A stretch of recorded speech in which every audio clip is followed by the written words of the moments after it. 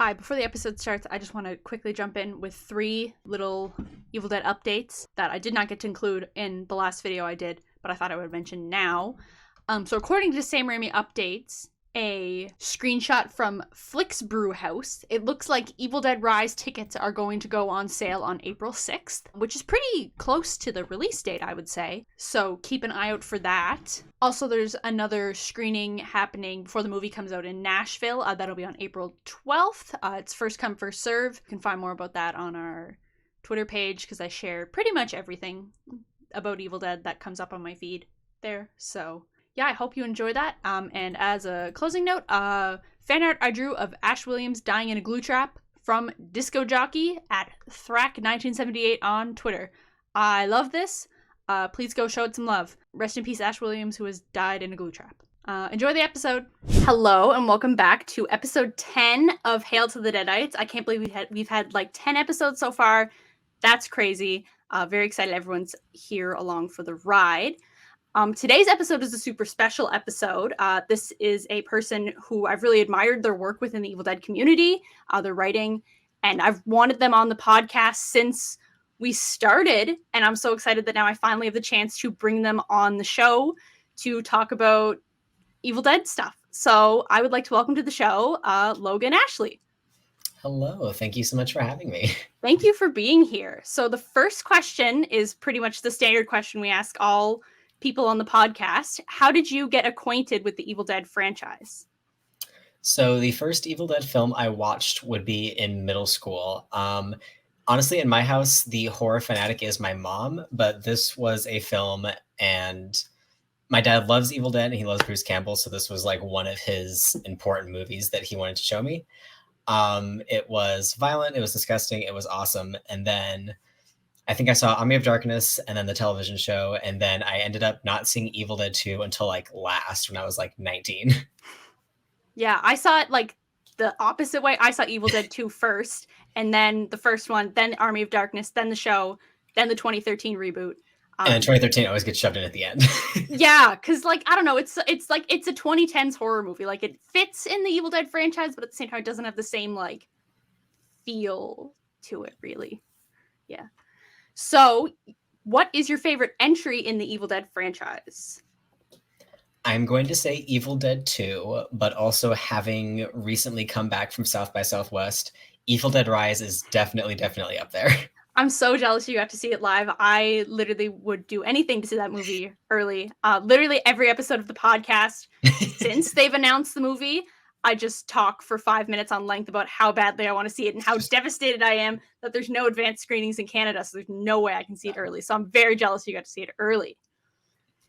So my next question for you is to rank the Evil Dead franchise. Where you've seen Evil Dead Rise, you can rank like all 6 entries so far. So 1 being your favorite and 6 being like your least favorite. But I mean, it's Evil Dead, so you can't be least favorite. Just the one you aren't a fan of.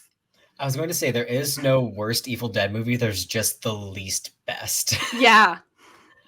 Oh God, it's okay. Definitely Evil Dead 2 as the top one. Mm-hmm. Oh. What does it say that I'm immediately at a hard spot?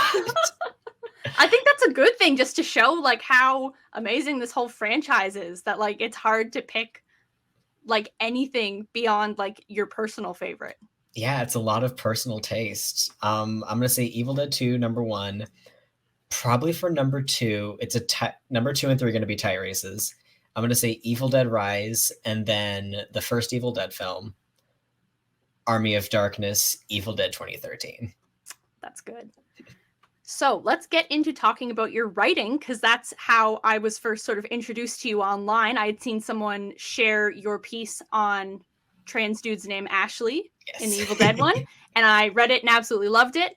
And so yeah, your first piece on the Evil Dead that's published online isn't actually about gender and is more so a passion piece that you adapted from a school essay detailing your love of the franchise and also what the 2013 reboot did right and what it did wrong and sort of how it fits in the franchise. Had you been writing on sort of trans topics at the time, and did you ever think that like it was ever going to intersect with writing about horror? So I want to say like my writing history is kind of all over the place. I definitely, when I came out as trans, I did a lot of writing just about like the being trans thing for about 2 years. And it wasn't until probably 2019, 2020 that I really started to get to like film writing again. And so like you said, this piece came from a film class that I was doing where the assignment was basically just like comparing one film from one era of like the same genre in like 20 or 30 years down the line, and how those two films of the same genre like intersect, how they're similar, how they're different. And I'm like, this is just a perfect time to talk about Evil Dead. And I think that like that really nipped the floodgates that have since been Yeah. opened. Yeah. So, speaking of Evil Dead and your writing, when did you first start finding notes of trans representation in Evil Dead? Like, we really don't, as of right now, have like a publicly trans character in the franchise, minus the little drag queen thing in Ash vs. Evil Dead season 2. So sort of when did you start discovering that like this franchise made by a bunch of white dudes from Michigan was like secretly like trans and gender coded? So I want to say I first started finding notes of trans representation in Evil Dead probably around 2019, because I tried to Google this before I started writing about anything, because I didn't want to just say what other people were already saying, but worse and shorter. And really the only broadly queer reading I could find on the series was like sporadically from other Tumblr posts and like smaller blogs, like positing that maybe Ash is trans just because his name is Ashley, but not really going any deeper into it than that. And admittedly, that is like a portion of what my original piece was, where I'm like, hey, his name's Ashley. Let's look at him as this more like androgynous feminine character. But then once you actually start to look at like the meat of these films, I think there is a lot of like interesting thematic stuff that you can do with even just like the concept of the Deadite, where this thing takes control of your body and you no longer have like control over your identity or what you're doing or what you look like or act like. Like body horror in general is, I think, really, really transcoded. And I don't know how the Evil Dead has flown under the radar for so long. And yeah, there's just like a lot here with personal autonomy, and especially in Evil Dead 2, when you look at Ash having to literally cut off his hand in order to like reclaim himself, like that, so much loaded imagery in just that one sequence alone. Yeah, I always thought it interesting that like they like his father and like his mother gave him such a feminine name. Like they sort of say his full name in the show, and it's Ashley Joanna Williams. And like I don't think that they probably did to like make fun of like the father-son dynamic that Brock and Ash have. But I found it interesting because we don't really know much about his mother, so we don't know if they did it like because they were just like stupid and or if maybe Ash was born female. Like I always found that super, super interesting. Yeah, feminine first name and feminine middle name, just to like really, because I mean you see like a boy named Sue, and there's like a few characters with like who are like men who have feminine names, and that's a point of like bullying or joking. But the interesting thing is that it's never really a point of like ridicule for Ash at any point in the series beyond the television show. Like his name is just Ashley, and that is a statement of fact. And I also like in the first movie, I think Cheryl's the only one to call Ash Ashley, because like Ash would probably introduce himself to his friends as Ash and not Ashley, but Cheryl, having grown up with him, would know that his name is actually Ashley. So that's just like, was Cheryl dead naming Ash in Evil Dead? I've been dead named in the Evil Dead canon. Cheryl Williams transphobic ? So moving on, why is trans representation in horror so important to you, and sort of what sparked your interest in writing about it? So the short answer to that is COVID happened, and I had a lot of free time all of a sudden. Basically, this whole thing began because I watched two films kind of coincidentally that had these not necessarily trans-identified killers, but antagonists that the film utilized very loaded imagery and rhetoric in order to convey like they are fucked up because they are dressing as the sex or gender that they are not born as. And that was the point where I was like, okay, this is a thing that repeats itself in these films that I'm watching. What is the true extent of this? And again, people have like written about this stuff before and they've done like slight dives into it, but I couldn't find a history that like satisfied my own desire to see that answered. And so I just have gone down the rabbit hole for 3 years, and it's a lot more interesting than what the surface level would have you believe. Like, it's not just Psycho, Dress to Kill, Silence of the Lambs, and Sleepaway Camp. Like, I have accidentally stumbled upon well over probably at this point 150 films, and that's just like stuff with explicit textual characters. There's a lot more where it's coding, or where it's subtext, or where it's like just films made by trans people. And it's a really, really undertapped market for me, just because there's so much that you can do with like trans identity and body and autonomy, and just how identity is understood and conveyed specifically in a horror context that you really don't see like utilized to its full potential. And I would like, more recently than I think there ever has been, there are a lot of trans creatives and a lot of trans characters entering the horror sphere, and they are doing really fun and interesting things. Like Jane Shoburn's We're All Going to the World's Fair is really, really good. Alice McKay has her third film in 3 years coming out, focused on trans kids in a horror setting, and it's just like really fun and unique ideas that I don't think you can get from like any other creator. Yeah. Have you seen like the movie Ted Raimi was in, Skinner? I have, yes. Okay, yeah, I was gonna say, if you haven't seen that, you should totally watch it, because there's probably like a boatload of stuff in that with the whole like wearing a woman's skin to kill people. That's a whole other podcast episode. So, with writing about a franchise where the majority of the fans are middle-aged straight white dads, what has sort of the response from fans been to your work? By and large, it has been a positive response. I will say I do get the occasional very angry middle-aged man and women. There have been some angry women that have been very mad at my implication that Bruce Campbell is not hung like a horse cisgender male, because I think they've confused my interpretation of Ash Williams as my interpretation of Bruce Campbell, the human being actor. I love the internet. But no, by and large, the reception has been really, really positive. Every time Ash Williams pops up in the news, I watch the stats for my pieces go, like, they tick a little bit.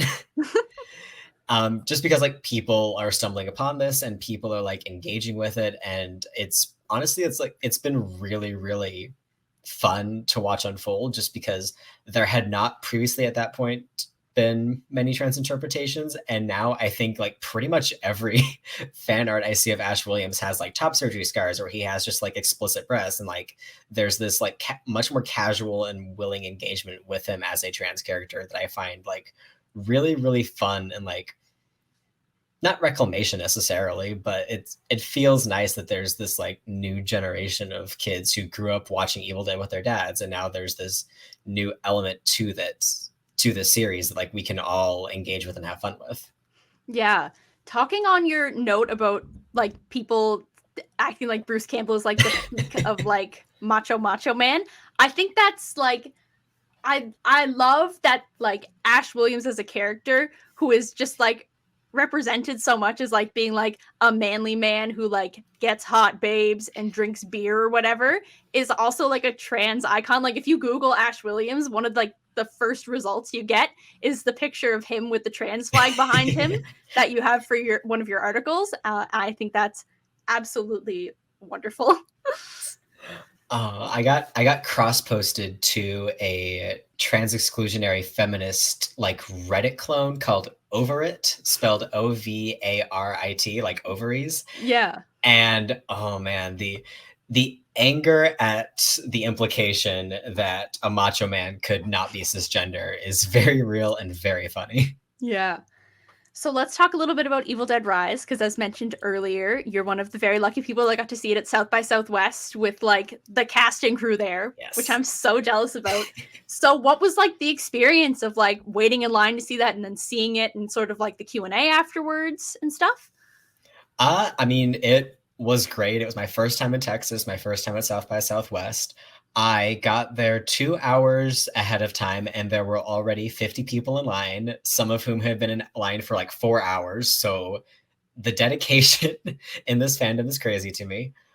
And just like the theater is beautiful. It's this giant like 2-story. You have the seats all on the floor, and then you have a bunch of seats up in the balcony. So it is a giant theater, a giant screen. I was in the second row from the back on the bottom, and I still had like perfect full view of the screen. And then like literally from the first 5 minutes, the crowd was just like so responsive. And it was so fun to like go through the journey of like watching a new Evil Dead movie, reacting to all of these kills and the jokes and just like the gore with a crowd full of people. And even the Q&A with the now infamous heckler was just like so surreal to be there for, because I was on the bottom floor. I could not hear anything he was shouting until the very end, where he shouted, "This movie fucking sucks." I'm like, who is shouting right now? And God bless. Yeah, no, I'm so glad like that the heckler was funny when it first happened, like when it first started popping up online, and then people found his Twitter, and then it just sort of went down from there in terms And of then, like oh God. being funny. I do think it's quite funny though that he fell asleep during an Evil Dead movie, a movie that I mean I haven't seen Evil Dead Rise, but I'm sure for the majority of it is a lot of screaming and chainsaw noises. Oh God, even just from the crowd alone, I don't know how you sleep through that many people like screaming at the top of their lungs. Yeah, like if this dude was so tired and hated the movie, just get up and leave. Don't sleep in the theater. I think, God, it was. It's His iconic in a dedication to making horrible people way. mad. Yeah. Okay, so getting back on track, you recently put out a piece called "The Transgender Evil Dead," not to be confused with your other piece, "The Transgender Evil Dead." The only difference is brackets around the word transgender. And Evil Dead Rise has kind of given us our first real trans character in the Evil Dead franchise. So, sort of, what was that like, sort of seeing the movie for the first time and sort of having that realization that, like, oh man, like, there's like not a cis person in this. So it's interesting because Morgan Davies, who plays Danny, is technically not the first trans person in Evil Dead, but he's the first one in the movies. I'm playing very much into semantics here. Mm-hmm.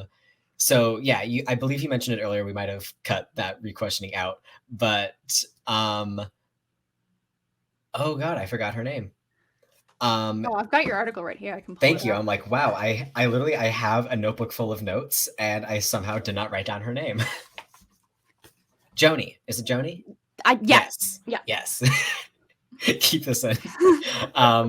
Yes, so in Ash vs. Evil Dead Season 2, there is one episode where a trans woman named Joni shows up, and she is played by a genderqueer drag queen from, I don't remember where she's from, but she is New Zealand and Australia based. And that is an interesting character because it is hard to determine whether or not the series is trying to make a trans joke or a drag queen joke, and there's kind of some gray area there. And so that leads us to Morgan Davies, who is not only the first trans actor in one of the Evil Dead films specifically, but also the first trans masculine actor in the franchise.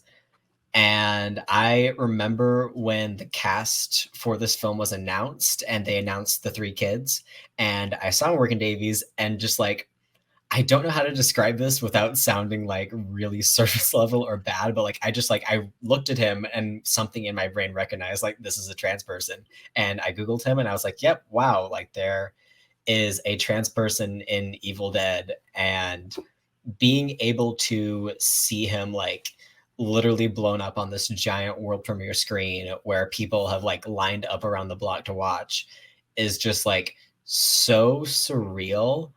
And I literally like I don't know how to put proper words to it. Just like being able to recognize a trans person, even if they're not necessarily playing a trans character, just in this franchise that has shaped so much of my own identity and my own understanding of myself is like beyond. It's beyond words. Yeah. Do you think once the movie comes out sort of worldwide, like other people will sort of have this realization as well? Because in your article it says they never like sort of really define what his gender is or whatever, or have any sort of indication that this character might be trans? I have a feeling that it probably won't, just because a lot of cis people just like that's not on their radar. They're not looking for that, especially not in an Evil Dead film where like the priority of focus is gore and all that stuff. But I have, like, in talking about this myself, seen a lot of other trans people like get excited for this movie for that specific reason. So I think within like the horror community and the trans community, this movie is going to like have a lot of fans. And I hope that some of that bleeds over into like the rest of the community, like specifically with cis fans who like can see this new character and this new, I guess, new door for the series to go down if it wants to like continue having trans creatives involved in it. Yeah. So, talking on that topic a bit more, what do you hope to see in the future in terms of trans representation in the Evil Dead movies and then like the horror genre as a whole? Oh God, just again, short answer, more. Um, yeah, just there simultaneously is like so much more representation than there has been historically, but a lot of the stuff coming through in the mainstream is a lot less willing, I guess, to engage with the trans text than films before. Like just films historically been like, here's a trans character, they are weird and scary. And more recently, it's here's a trans actor, not necessarily playing a trans character, but just physically present as a trans person.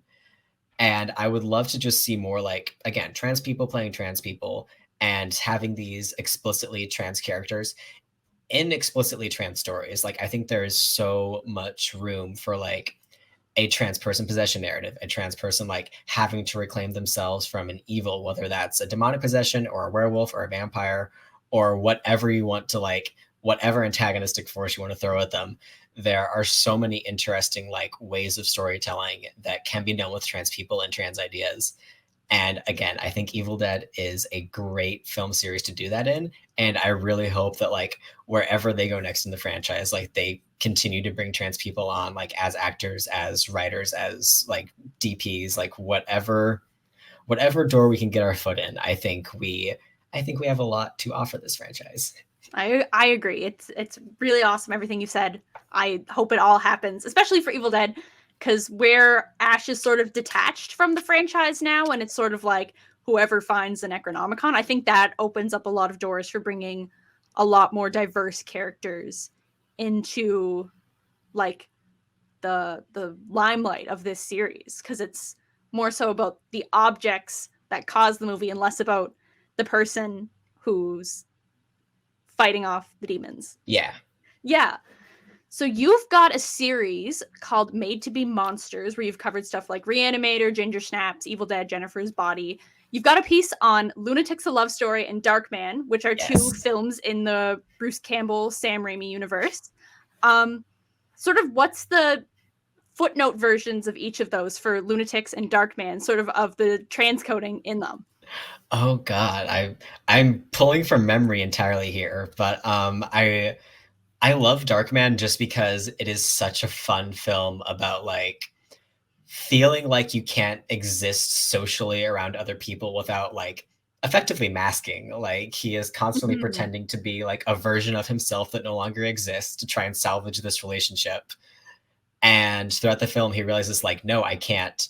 I'm not this person. I maybe never was this person, and I have to like go on my own to discover what actually is at the core of me. And that is such a transgender narrative. My God. And Lunatics: A Love Story is honestly just like another personal reading of like this poor son of a bitch Ted Raimi character is so scared by the world and scared of himself and what he thinks could happen to him if he goes out, like literally like outside of his apartment into his apartment hallway is like the gate between heaven and hell for him. And it's not until he finds somebody else who is like just as scared as he is that he's like, no, I'm willing to like put myself in harm's way if it means that I get to have these bonds with people who like can relate to me. And honestly, like more topical now than ever before. Yeah.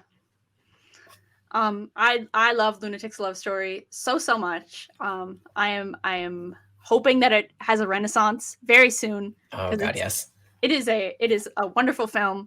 I found it on YouTube on like a horrible VHS rip where the last 3 Yes. minutes are silent. So it literally took me a year to find out what they were saying because I found the script on Josh Becker's website. So I love Lunatic's love story. I'm so glad I found someone else who does as well, because Yes. it's not a very well heard of film. It's not. I met Ted Raimi last year at a convention that came into town, and I brought my Lunatics DVD, which has only been released in Australia, and that I bought that online and I brought to Ted Raimi to sign, and he was like, "Holy shit! I cannot believe somebody has this movie." I love it. So talking about other films in sort of the Raimi-verse, were there other film entries or even movies that Bruce Campbell's been in, where there's like notes of transcoding and maybe you just haven't like written a piece on it yet, or like don't have enough meat there to build a piece out of, or yeah. Oh God, I was trying to think of this for a bit. Like honestly, anything Bruce Campbell's in, he's just like, oh, what? I believe it's Waxwork 2. It's this sequel to, well, Waxwork. Mm-hmm. And he plays this weird doctor who ends up like strapped to a table with like his entire chest like ripped apart, and it's just like guts and skin hanging there. I don't know how I'd write about that, but just that image of a decimated chest is very fun to play with. Yeah. And I guess in terms of Sam Raimi, I've seen a lot of transgender Spider-Man interpretations, which is not necessarily Sam Raimi exclusive. However, I love that trilogy, and I think a like serious magnifying glass to that trilogy specifically through a trans lens would be really, really fun to do. Yeah, I love the Raimi Spider-Man movie so much. So talking on all that wonderful stuff that's got all this trans representation in it, have you ever figured out why sort of like the Evil Dead movies and other entries in the Raimi-verse have all this like transcoding to it when it was made by like 5 straight white cis dudes from Michigan? Like, do you think it probably wasn't intentional, because why would they do this? Oh God, no, definitely was not intentional, but a broken clock is right twice a day. No, I think a lot of it is just, I think Sam Raimi is especially focused on people who have to reclaim themselves from like unspeakable evils. And you see that in The Evil Dead, you see that in Spider-Man, you see that in Darkman. And oh God, I am really bad at coming up with other films, but I think even like The Quick and the Dead, like there's so much there about like reclaiming your identity and yourself from a past that has turned you into something you never thought you would be, but you can't just stop being that. So you have to like, okay, this is who I am now. This is the reality that I am faced with. I have to figure out a way to move forward from here. And that is a type of story that lends itself very readily to, I think, a transgender interpretation. Yeah. So that was all the questions I have for you. Is there anything you would like to say as like a final point, or maybe like a question that I didn't ask you or something? Like final regards for Hail to the Deadites podcast. Whoever you get to direct the next Evil Dead film, make it a trans woman. I totally agree. So, where can people find your work online to read all the awesome stuff that you have created? So, a lot of my old work is on Medium. I think the link is a translog. Socials, I am across the board trans horrors, plural. And then I also have a Patreon, which is trans horror, singular, where twice a month I write about transgender horror films that either end up like actually including a trans character, or that have been made, written, directed, starring trans people in some capacity. Awesome. So that's going to be it for today's episode of Hail to the Deadites. Thank you so much for joining me, Logan Ashley. It was an absolute blast to have you here, because I've wanted you on the show for so long. It's so nice to be able to sit and chat with you about this, because I think it's something that Evil Dead fans really, really need to hear, and even horror fans, sort of as a broader term. So I'm super, super glad we got to do this episode. Thank you so much. I'm very happy to be here. That's great. So make sure to like, share, and subscribe if you enjoyed this episode, and I will see you next week for Hail to the Deadites episode 11. Stay groovy.